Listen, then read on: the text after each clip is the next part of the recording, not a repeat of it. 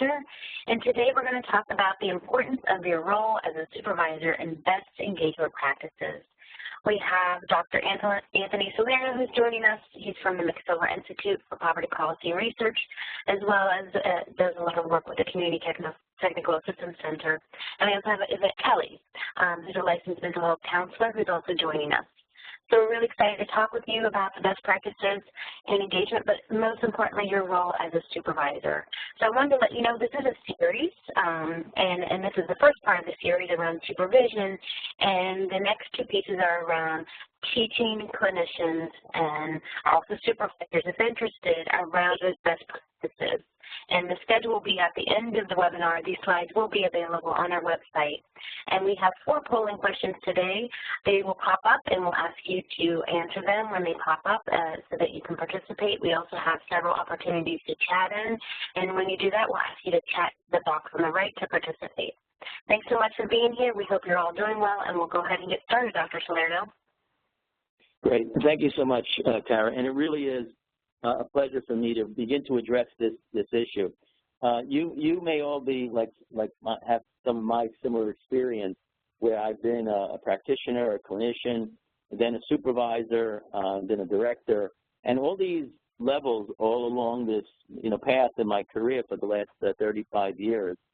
I must say, when I reflect on it, the role of a supervisor is imprinted in my mind as being one of the most critical roles in order to improve quality in any kind of system.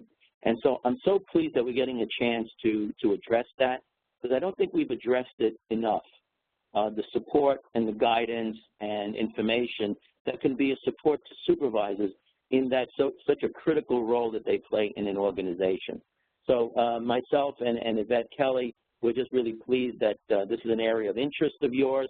And I think increasingly in the future, you're going to see more emphasis on supporting the role of the supervisor in improving clinical quality. So let's get on to the program. We have about an hour. We're going to go till noon. So I just want to get a sense of who's out there. It may be all supervisors, but we've also noticed that on some webinars we have a variety of folks. So if you can just answer this poll question just to get to know who's out there. A, if you're a supervisor of direct service providers. That means you have staff who report to you and you supervise their provision of direct services. Some of you may be a staff person who's joined this webinar, but you don't supervise other people. C, if you may be at a manager director level and that you don't usually supervise the direct service provider. You may supervise a supervisor of clinical practices, but you don't usually supervise direct service providers, or you're in some other role. If you could just quickly indicate which category you'd fall into. I'll just give you a moment.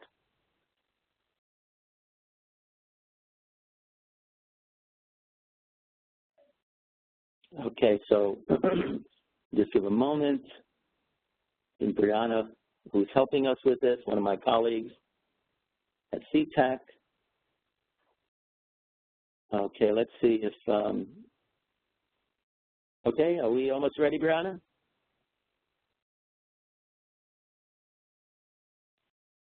How are we doing here? Okay, I'm just going to give this another minute. Okay, here we go.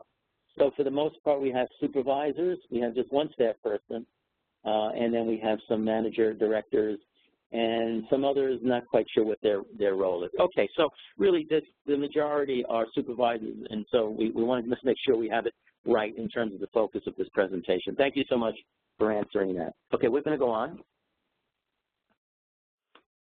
Okay, you're going to hear more of this in subsequent webinars. So what are the elements of engagement best practices? Because that's going to be the focus. If you don't engage well, the quality of your practices and interventions don't really amount to very much. So the critical role really of engagement, and here are just some of the best practices, and you can see it has to do with relationship building approaches, the ability to address barriers in the person's life, having a certain kind of a philosophy of customer focus, looking at your policies and procedures, creating opportunities and capacity building, using strengths, aligning your interventions really with the felt need of those that we serve. So, you're going to hear more of that in the next subsequent webinars. But here we just wanted to kind of lay out that there are some best practices, that there are strategies that can be employed that are likely to engage folks as opposed to other approaches or missing some of these strategies which are likely to, more likely anyway, to disconnect clients. And so let me just go on to the issue of the challenging role of supervisor. Again, if you are similar to what my experience was in running partial hospitalization programs at clinics with the Office of Mental Health, I had to balance a bunch of roles, and this may be true for you as well.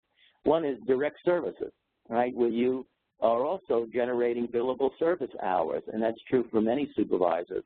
You have all your administrative tasks, your basic organizational types of like requirements, and the policies and procedures around that, personnel issues, various hiring practices, and all of those administrative tasks of productivity, et cetera. Then you have, of course, your program-specific oversight, all the programmatic tasks that are involved, whether it's whatever type of program that you're supervising. And then last, but hopefully not least, is really the issue of clinical quality.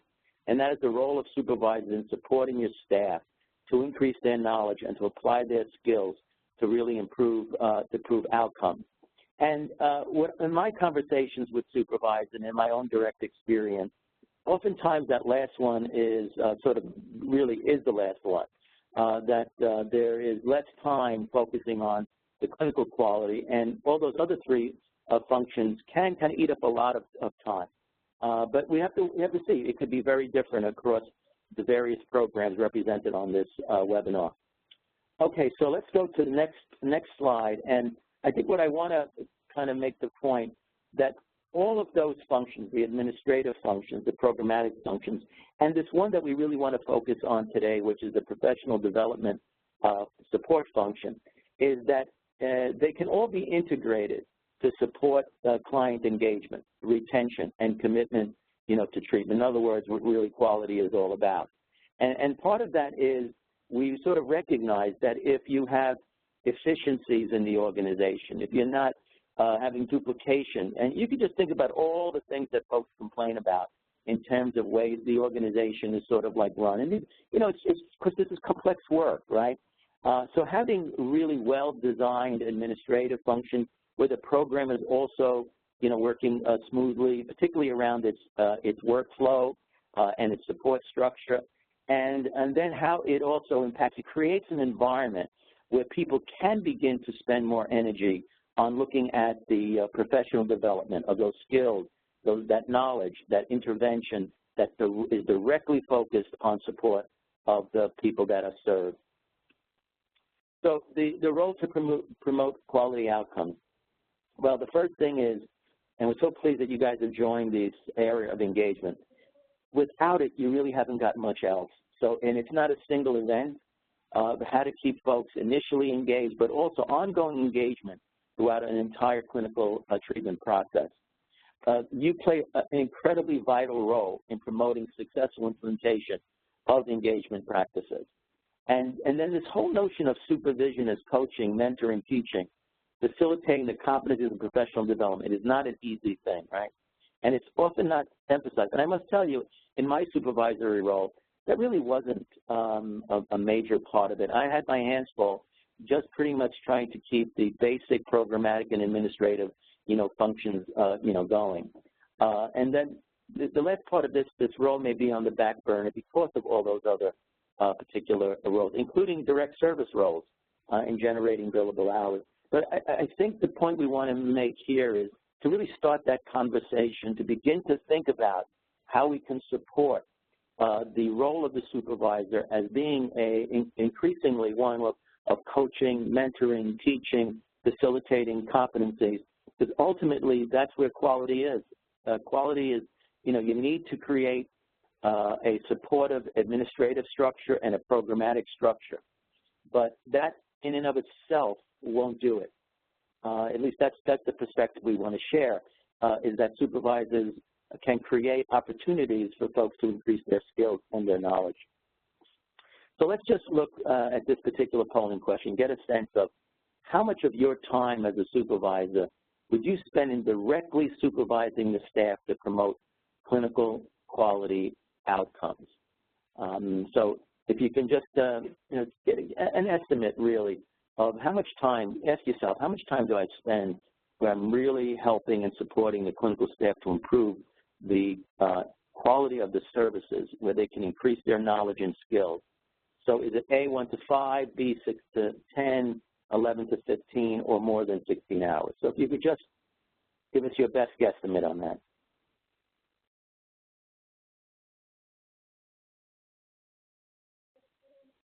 So we just want to give you a moment.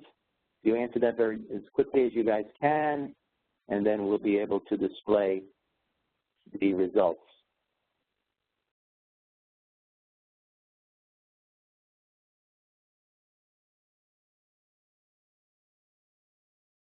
Okay, so Brianna, how are we doing? Okay, so we have a very large number, about 1 to 5 hours a week. We have some who are 6 to 10 hours, some who about 11 to 15, and a number who actually have 16 plus hours. Okay, as you can see then there really is a variation in this, but for the majority it tends to occupy a smaller portion of the workload. Thanks so much, folks, for answering that. Okay, so let's go on to the next slide. So let's chat a little bit. I want to give you a chance for you guys to share your experience as supervisors.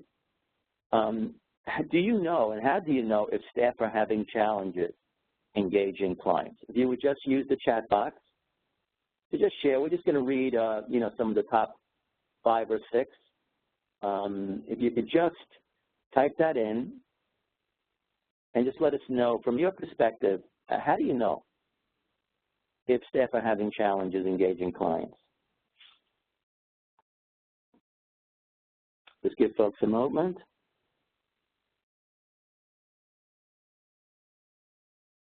Okay, so we have the people who just tell you.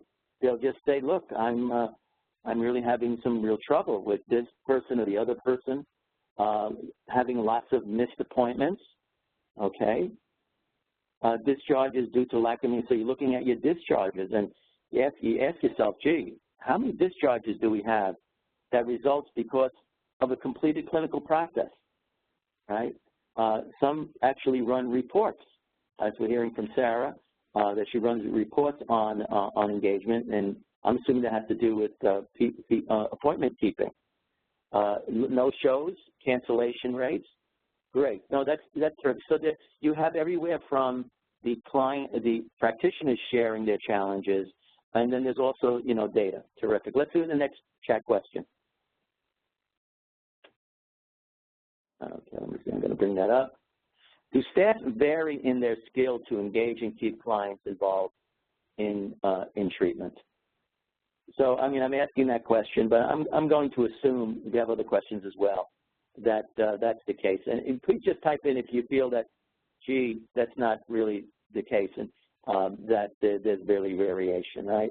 So the idea, people are typing in, yes, of course, that they vary. And this is an important point around the fact that when we talk about challenges of engagement, that's a generic general statement. But when you look more closely, it isn't uniform across practitioners. And then people are putting absolutely, yes, and really significantly.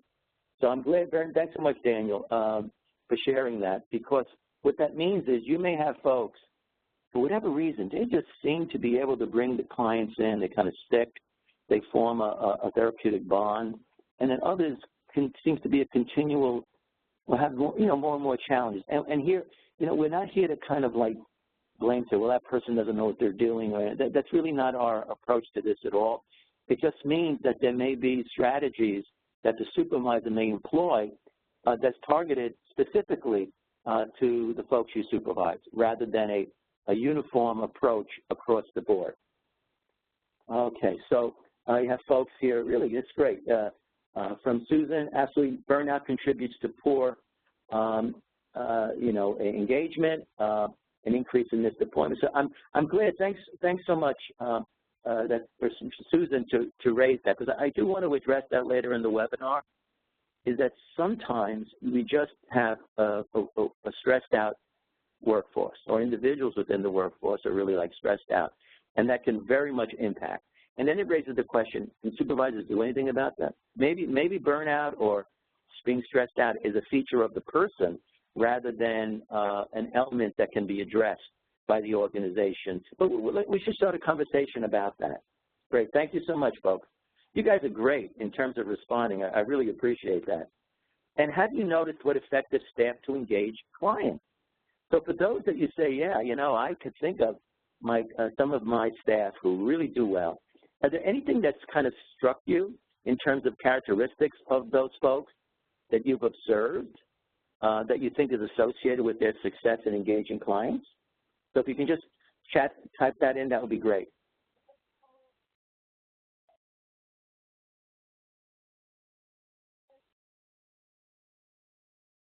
So we have folks typing in, and from Joe Lavecchio. Thanks, Joe. Staff who, let me just get to, we have so many things, we have so many answers coming in that it's kind of hard for me to kind of keep track of it. But we have folks who use person-centered approach. If you have high levels of energy, if you use some motivational interviewing, having more self-awareness, just being a very good listener and being able to explain well to clients. Clinicians' confidence, their confidence and instilling confidence and hope. I'm so glad, Daniel, that you brought that up because, you know, how the heck do we do that? What is it that clinicians do that the client goes away from that saying, gee, I really think I can make some changes. I have confidence in my therapist. That therapist has confidence in me. They really believe that we can make some changes no matter how badly things have been going for me.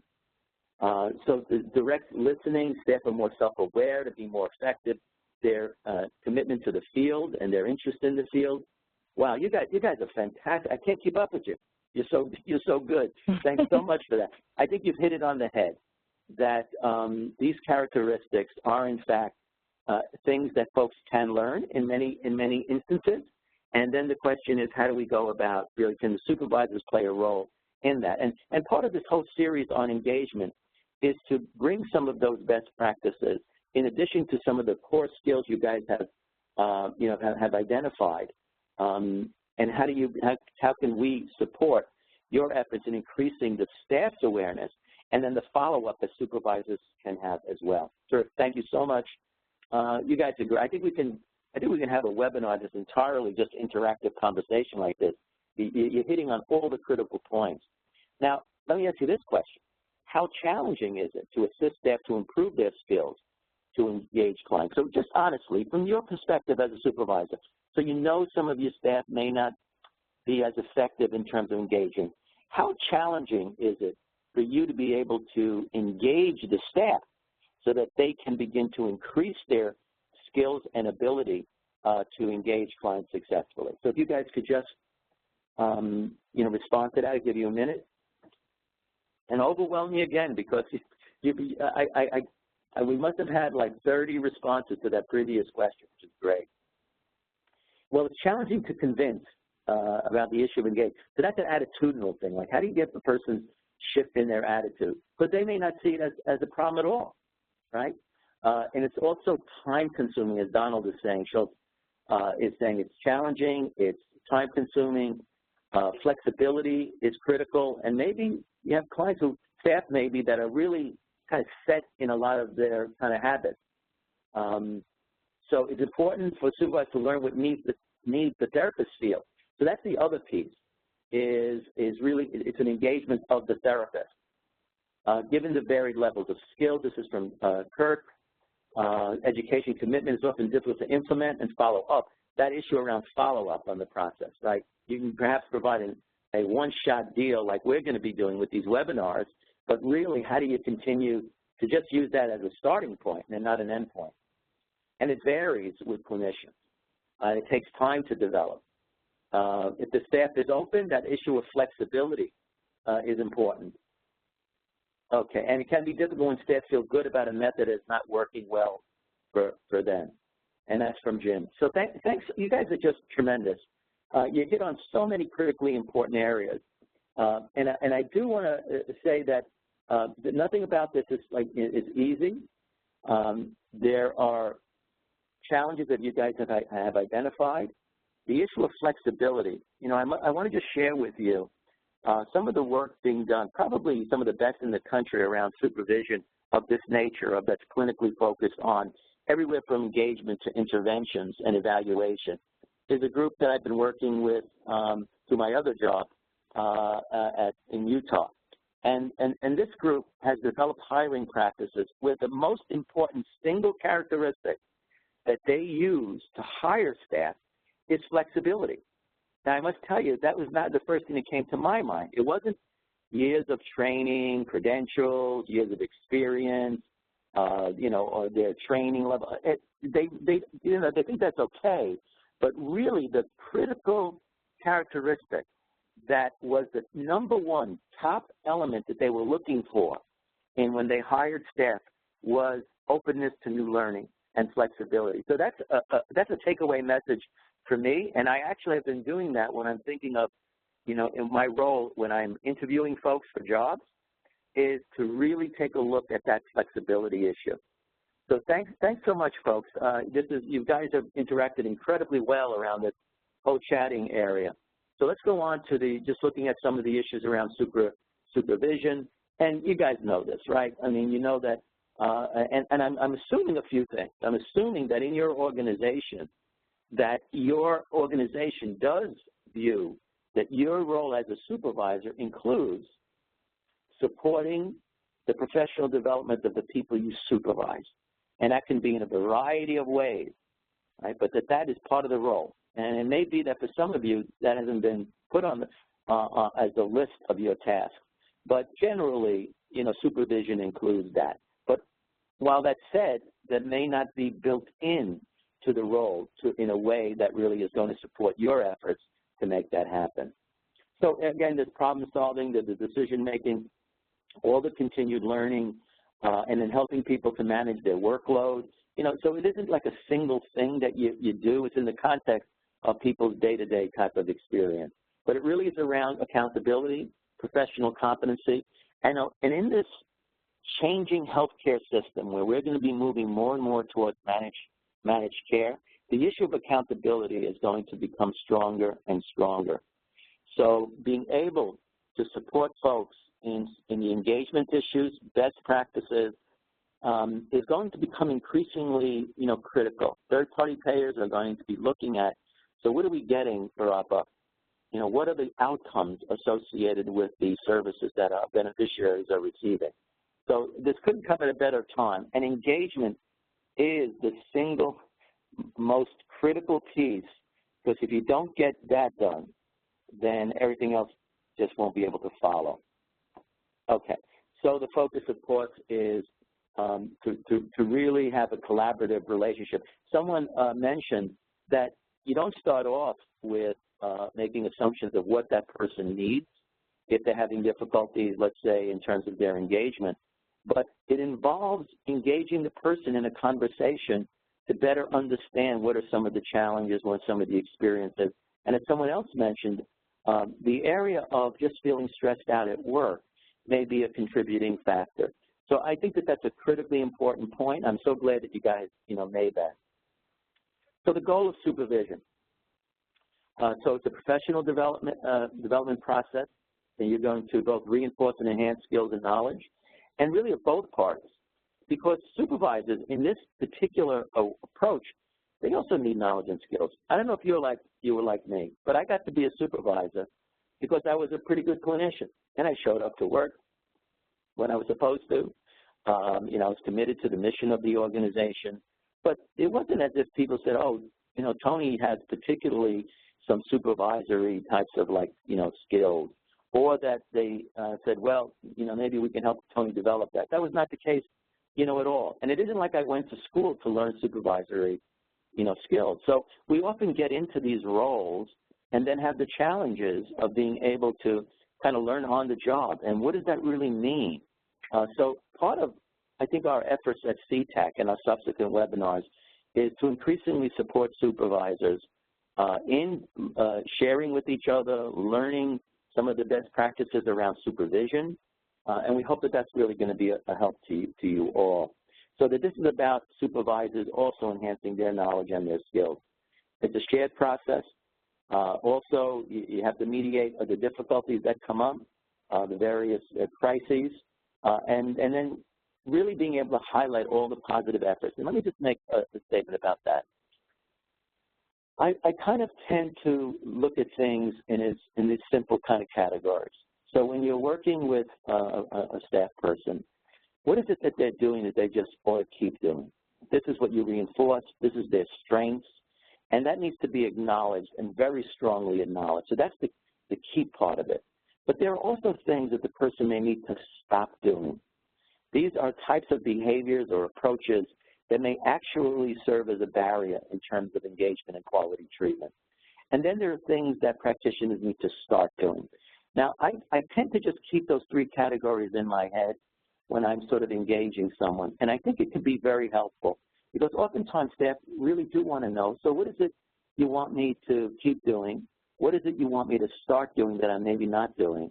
But the toughest thing at times is the stop doing. A number of you mentioned that if a person has developed very strong habits and they believe that what they're doing is the right way to go, that can become a real serious challenge. And in fact, it is. Because getting folks to stop doing certain things that they become accustomed to is no easy task.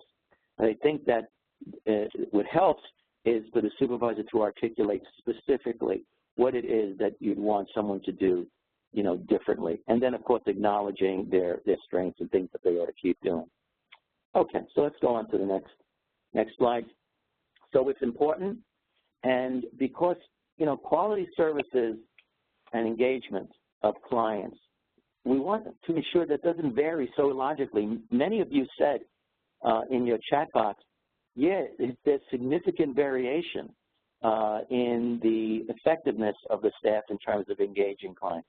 That's not a good system. And we just know that. And that was true in the programs that I ran as well and the people I supervised. So how are we going to address that? It's not a good system because, gee, if this client just happens to be assigned to this practitioner, we know that their chances of being engaged would be less likely than if they were assigned to someone else. It's almost like a crapshoot in terms of quality. And that variation in quality, of course, is a challenge. People should not, have that difficulty only because they came up on the wrong timing of when they would be assigned.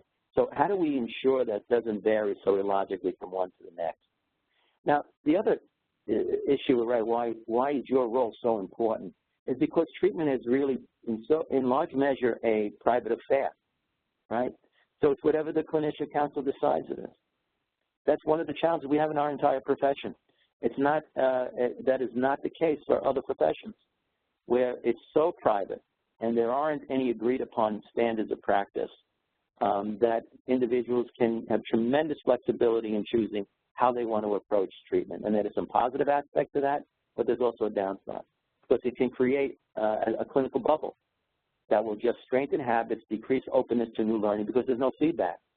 There's no opportunity for any kind of a reflective mirror to the person's performance. And you can't have much learning and professional development without feedback. That's one of the big challenges we have in our field. And some of our efforts at CTAC in this webinar and subsequent ones is to see if we can address it in some way.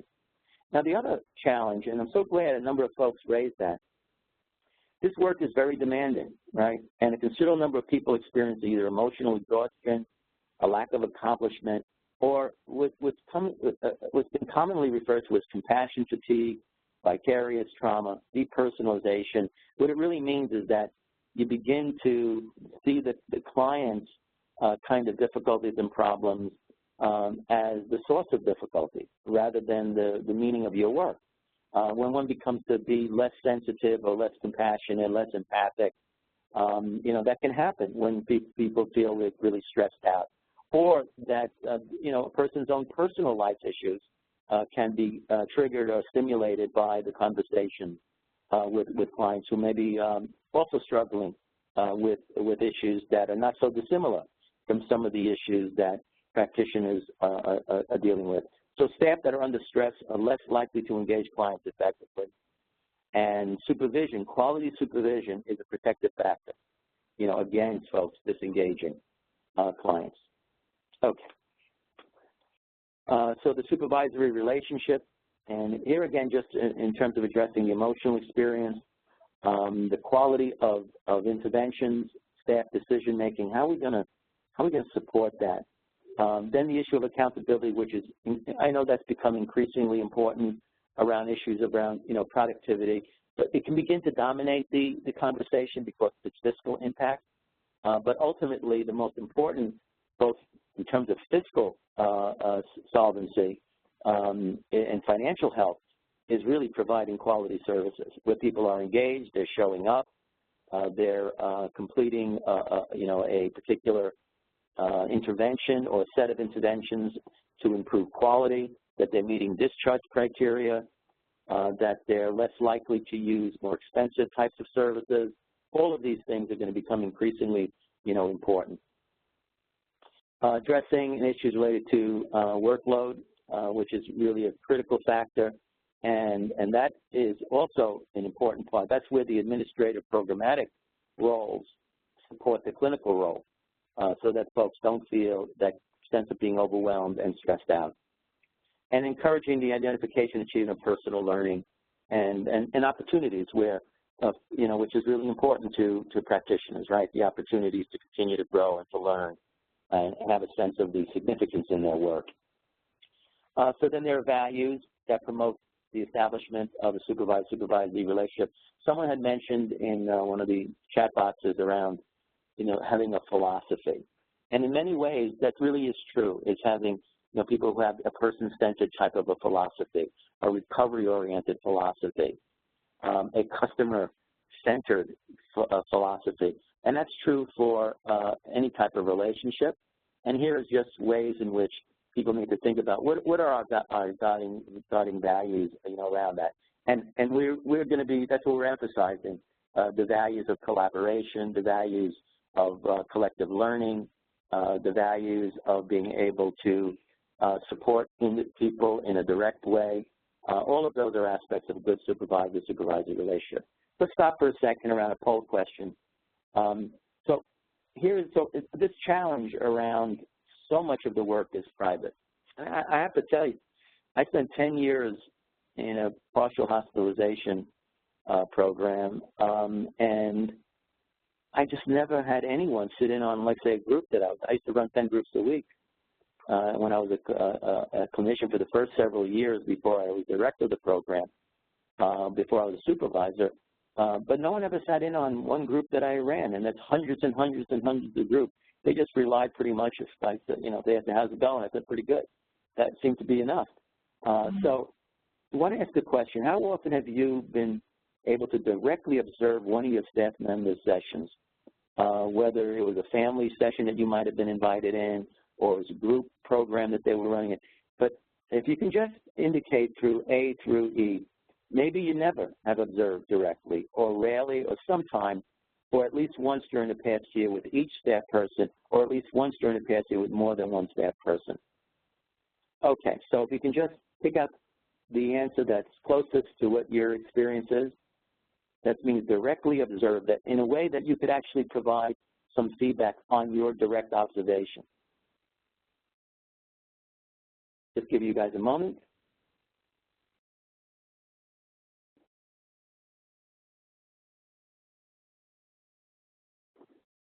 Okay, so 13 of 95 that they've never, 23 rarely, sometimes, and it's really rare for folks to have had done that at least once in the past year. Okay, all right, so a lot of folks maybe not sure how to answer that question. So this is pretty important, right? I mean, it is a challenge, and we really understand that. And I think if we're going to really improve quality, we have to figure out a way that's practical, right? That's really practical, so that a supervisor has an opportunity to have sort of direct observation, or as close to direct observation, as possible. And that's an area that we really want to concentrate on as well. So what constitutes good coaching and supervision? You have to have a level of trust and honesty with the folks that you supervise. That's sort of like a critical piece. If there's mistrust, if there's a sense of top-down kind of control, that it just simply will not to not work. And again, we're not making any judgments around what the right kind of style ought to be, but this has to do with our perspective on good coaching and supervision when the focus is on enhancing the person's skills and knowledge around engagement, retention, and provision of quality services. It's a commitment to provide a sufficient dose of supervision so that it isn't a single type of event, so that if an issue is identified, there's an opportunity to follow through. A process for direct observation, whether it's live observation or audio-visual review. The only time I ever had audio-visual and live observation when I was a student as a psychology intern, but as soon as I was hired, never had it again. It's almost like once you get hired, you've done your training, that's it, buddy. You can pretty much, you can go on and now just, do whatever it is you think is right to do, and that pretty much was it. But I don't, as a profession, I don't think that that's really the optimal approach to ensure that we have the highest level of skill so that there's continual learning. Just the notion of continual learning rather than, okay, you got your degree, you've done your clinical hours, that's it. Now you don't have to learn anything else. And you don't have to get, any feedback around your performance. I mean, that just leads to, and I know that's true for me. You kind of develop some certain ways of doing things, and there's really very little opportunity to begin to change that, even when the outcomes aren't so positive. It's more likely that someone would say, look, my practice is good, but, the client's difficulties. It really becomes a client kind of like problem rather than an opportunity to say, okay, maybe I can do things a little bit differently. Let me see if I can get another person's perspective on this. I mean, that's what real professional development is about. And I know in our system, it's not so easy to do that. Being able to give some specific feedback, direct observation. In groups, that's pretty, that can be something facilitated. We've done work in group work, and we'll continue to do actually work in 2015 from CTAC around group facilitation. And there we have like a formalized sort of like checklist of best practices around group facilitation so that the written feedback can be just simply, looking at this checklist and the observations of the supervisor during the group. Is there an opportunity for modeling? So someone says, okay, I'm just not quite sure what to do. The supervisor's role in being able to do some demonstration or some modeling, provide some guidance. And then ongoing opportunity for practice and feedback and continued observation. This is the kind of stuff, when you see the name on the bottom, Darren Carver, these are the folks out in Utah that I was mentioning that have really taken this on, and we hope to get involved with Darren's group out in Utah so we can learn from them and then share that and pass that on to you guys to share with you. And then you can take whatever from all of these ideas, what would be most practical in your particular role. We don't make assumptions around, what you can and cannot do, but we want to expose you to a whole menu of possibilities, and then you can kind of pick and choose which one would make sense in your current situation.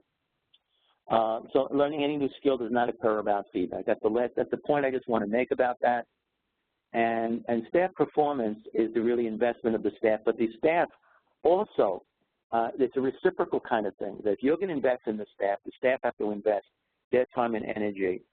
So if they're going to go to a conference, or they're going to be in in-service training, or even coming onto a webinar, or whatever it is that you're providing and supporting around education, that when the person has that opportunity, there is an expectation that they just, it isn't like an event that takes place and you just listen to something, because if you don't have any method to think about applying what you have learned, whether to a webinar, to a conference, to a workshop, to an in-service training, then essentially in many ways it's wasted learning.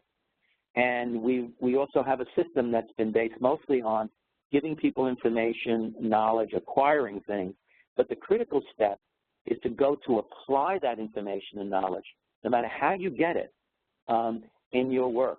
And there's a very important role for supervisors in being able to do that. So I just want to give you guys just sort of an example. So if there's a webinar that's coming up on engagement strategies, and a supervisor says, okay, why don't we all, get onto this webinar, or if it's, it's recorded, let's find a time where we can watch this webinar and then really think about what did we learn through this? What is one takeaway message that each of us could employ in the next time we see a client?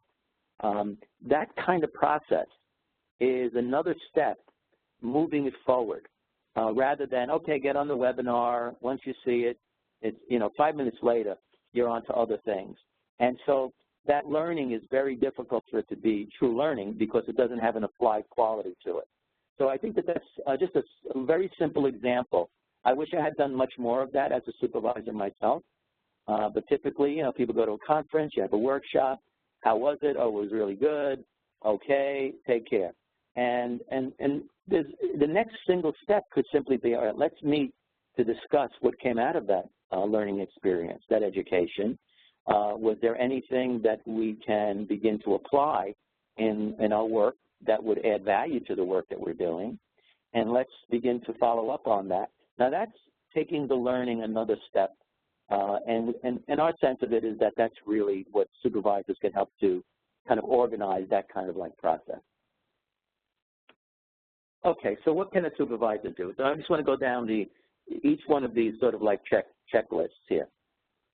So for yourselves as a supervisor, and again, I just wish I had done much more of this in my role, but to get involved in as many opportunities to gather information and learn about best practices. Webinars, learning communities, conferences, online resources, the professional literature. Use as much of the resources of CTAC as possible. That's what we're here to do. We're here to support you. Gaining that information, I think, is one thing, so you increase your knowledge base. Secondly, to arrange for staff to participate in these activities and disseminate information. So the degree to which you can create opportunities for your supervisees to also engage in some of these activities and these learning opportunities. To redesign, the third point, redesigning the staff training activities, and that includes meetings to discuss how the training information may be applied. Just what I was mentioning before is, and how can we determine if the application of this is really adding value. That's perhaps a simple, maybe not so simple, but just a step that supervisors can take so that the webinar is not simply like a single event, that once it ends, people run off to do other things because they're busy, that there's an opportunity to really process that information. And more importantly, for people to really think about how they can take that information and apply it in a practical way in the work that they do. And then to provide some feedback at a subsequent meeting on, so how did that go?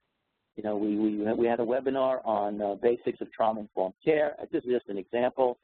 And one principle was, what were some of the principles folks got away from that? Were you able to apply that in any way? Were you able to explore that with the client, that you suspected that there was some traumatic life events, but you didn't follow through, and now you decided that you were going to approach it in a very thoughtful and sensitive way? Those sorts of things can really make a difference, and hopefully is not so burdensome for you and for the staff. To support group facilitators, if you have staff who are running groups, how you might be able to join the group and then use a set of observable best practice standards. That's another piece. Individual family therapy, opportunities to join a session. In my work back in partial isolation clinics, it was not unusual for a practitioner who had a very challenging family, usually it was a family situation, to invite another practitioner to join or a supervisor to join, just so that there would be an opportunity to get a better handle on what's going on, where the practitioner just felt that they didn't have a good sense of what they needed to do to engage this family. So that may be something. And you can ask yourself, is this really possible for you? And has anyone been able to do this kind of thing? It was pretty common for us to do back in, I'm talking back in the 80s and early 90s. I'm not sure if that's as practical to do now, but that's certainly something a supervisor could do. Invite staff to join you in a session where if you're seeing clients, and you may be able to demonstrate a specific engagement skill, either through like an intake. Again, that's something for folks to think about. It may or may not be practical in your situation. And then staff-specific review of engagement challenges. As many of you mentioned, folks vary so much. You may want to just really have an idea of who's doing really great. And perhaps they can be engaged in sharing what are some of the strategies they've used that has worked for them, so that you can begin to have in individual sessions and individual supervision to really focus on folks who are really having some difficulties, around that. But you know that if you have that kind of like information, some of you actually do. You said to some of you, you may be able to actually tell very specifically, this is what Tony's engagement rate is, or his missed appointment rate, or appointment keeping rate, the positive side of it. This is Jones, this is Mary's, this is Fred. Some of you may actually have that kind of information, and then to provide some support to those who are really struggling. Okay. So the critical role of feedback, as I really mentioned, I think I'm kind of overdoing that piece of it, but it's such a critical factor that we just want to really reinforce it. And then kind of reflect on this, like, what does supervision really look like at your clinic? Like, how often do you meet with your staff? What is typically discussed? Is there a standard supervision, process? These are just questions that you can kind of like think about, how you do it. Some of you may do individual supervision. Some of you may have group supervision. Some of you may have supervision that's really case conferencing, where people bring in a particular clinical situation, a person that they're working with, or you have mostly meetings around high risk. That's very common for folks to, let's focus on those who are most risk. Let's have a conversation about this, and collectively we all try to figure out what can be helpful.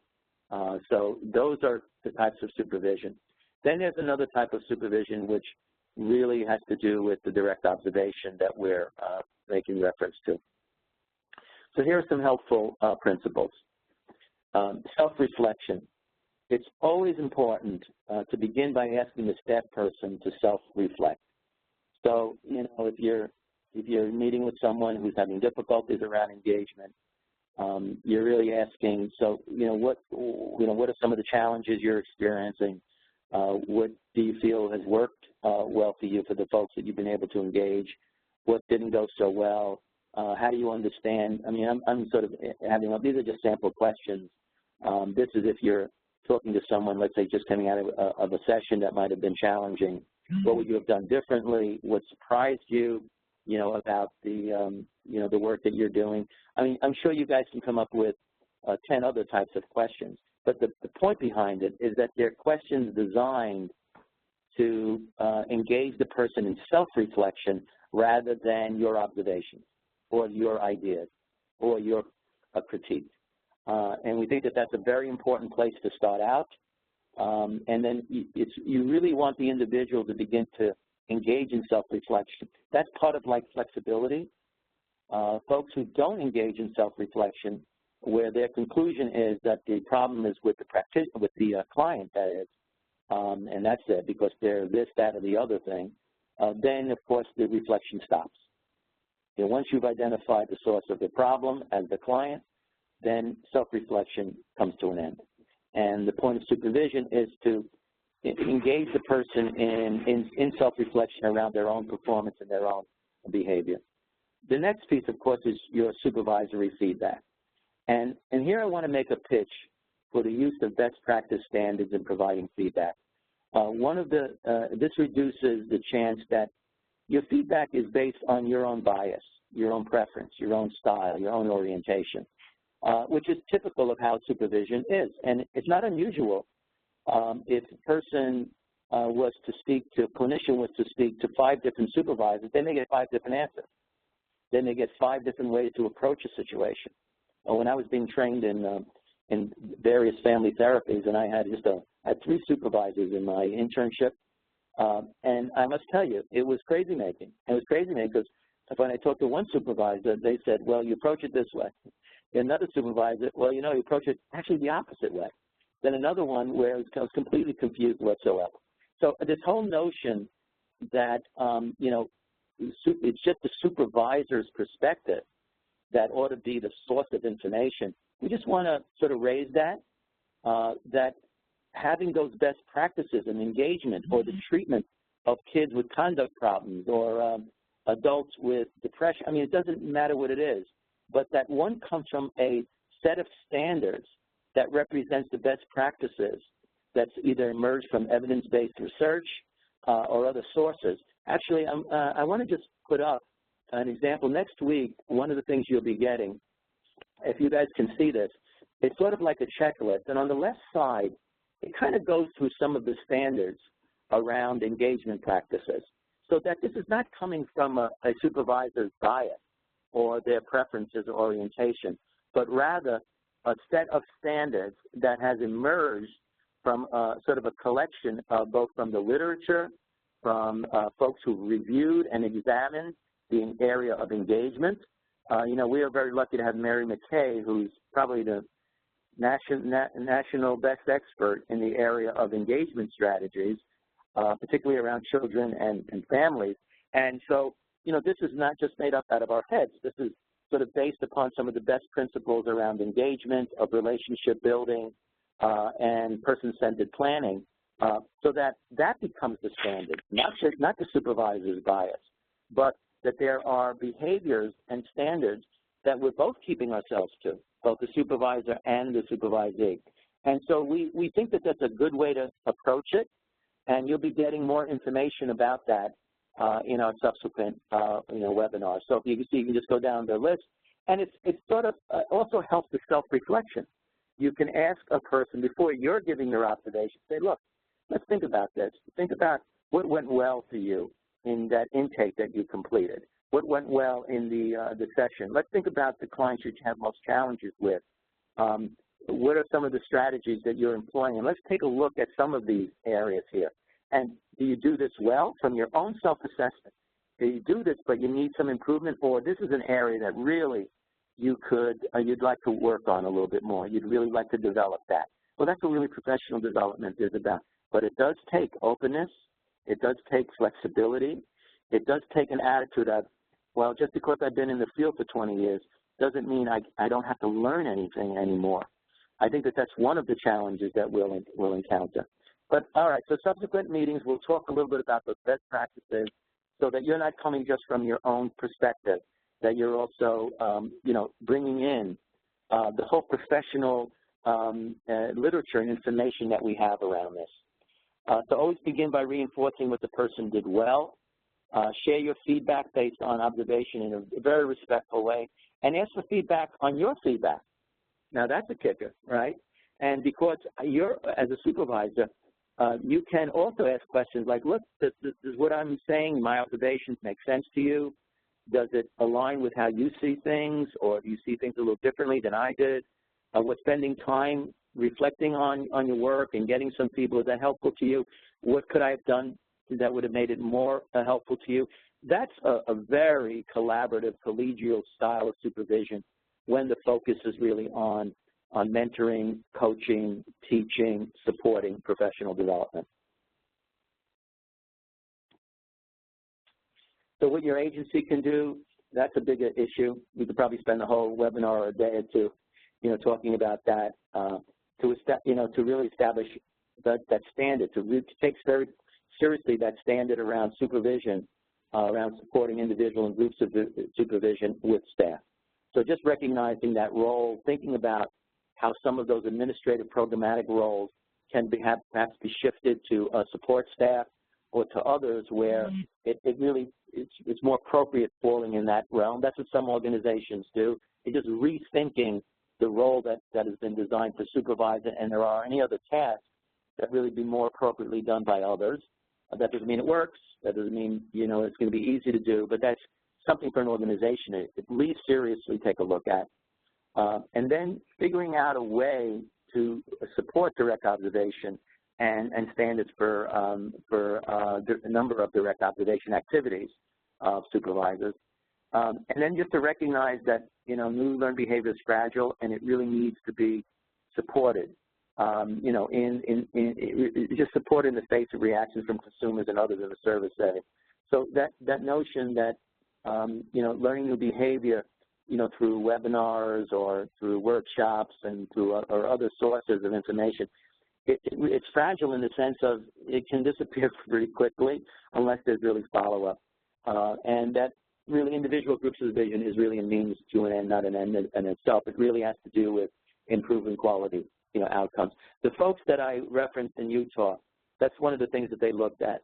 And what they found is that as supervision increased around direct observation, direct support, all of these things that we've been talking about, the staff retention increased, staff satisfaction increased, and the outcomes increased in terms of both appointment keeping and folks really benefiting from the services. So it's been field tested, not too many places around the country, I must tell you. Not many folks have been able to do this, but it certainly is possible. And the folks who do this, even in an incremental way, both, one, they're going to be better prepared for managed care, and secondly, they're going to really increase the sense of organization meeting their mission. Okay, so I don't need to really say, this is just basically summarizing what we've already gone through. I don't think I need to do that. So this is just things for folks to think about, really, to supervisors, is what practical steps can your organization take to enhance your role as a coach or mentor to your staff. I mean, if you do have an idea and you'd like to just chat it in now, that's fine. But what we will be doing in subsequent webinars is to take a closer look at that. And that's something really to reflect on for yourself. Is there anything that you, in your own role, can do, independent of anything else, or that your organization can take to enhance your role as a coach or mentor? That's something to really think about. We'll do kind of follow-up on that in subsequent webinars. And from the responses I've gotten on the chat box, I have no doubt that you guys will have some very good ideas.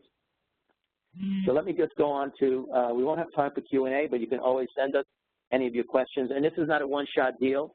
We're going to continue with our series around engagement. So I don't feel the pressure that we have to kind of get this done now. But here are some upcoming events. February 2nd from 11 to 12, webinar training on engagement practices. Invite your staff to show up to that. Try to set aside some time right after to engage staff in what they thought about the webinar.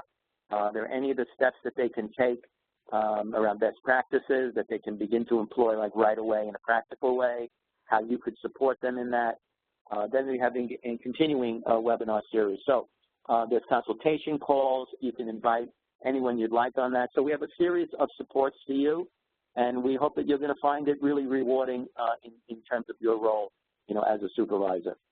If you have any questions, please, you have my email right there. You can just email me. This won't be our last and final contact. Again, and you have also Yvette, who is also part of the team, and you'll be hearing more of Yvette in the future. And here's our upcoming CTAC events related to engagement. So thanks very much, folks. We're at 12 o'clock. We know you're busy. We're not going to keep you any longer.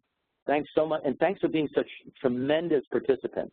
You guys did a fantastic job in sharing your thoughts and ideas, and I look forward to our continuing work together. All right, take care, and have a good week. Bye-bye, everyone.